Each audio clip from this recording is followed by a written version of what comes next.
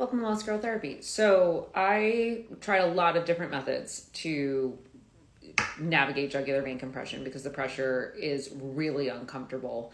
The neck pain is insane. And then the episodes that I would get from the compression, the shaking, the fainting, the heart racing, the whole nine, it's terrifying. One of the best things that I ever found was the Alexander method. I've spoken about it before in my previous videos. It was an absolute game changer. The reason being is that it's focused on posture. And what I had found, which is not necessarily true for everyone, this was just my experience. What I had found was that a lot of the posture exercises that are recommended to, help the curvature of the spine, etc. If you're somebody who already has jugular vein compression, those posture exercises can exacerbate the symptoms until you have reached a point of alignment that takes the pressure off your neck to go back to doing the posture exercises.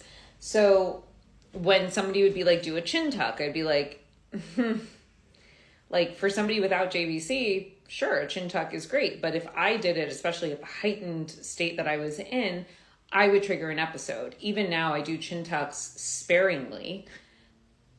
I do them once a day, but I only do 10. And I specifically do them with an appropriate amount of time to recover from, because I cannot do these for an extended period of time without causing deeper compression. And this is only after a year of doing a whole bunch of other things to essentially get my body out of fight or flight when I get compressed.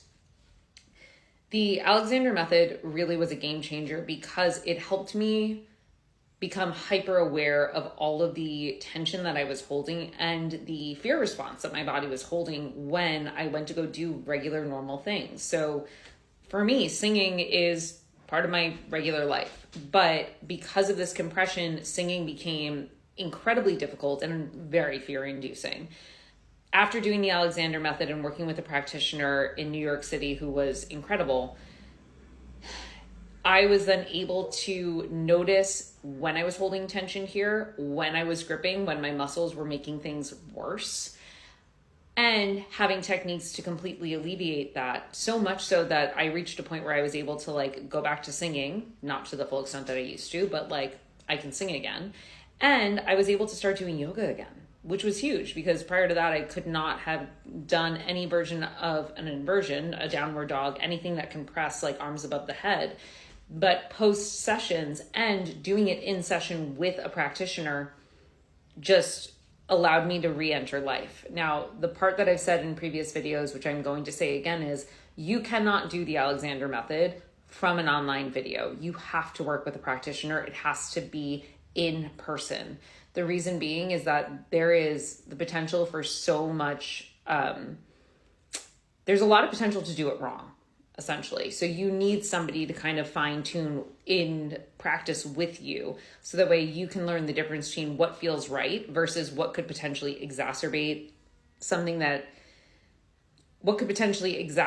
a symptom later on down the line that you just didn't notice, because sometimes we try our hardest to execute something and it feels really good in the moment. And then 30 minutes later, 2 days later, a week later, we've done more damage than we intended.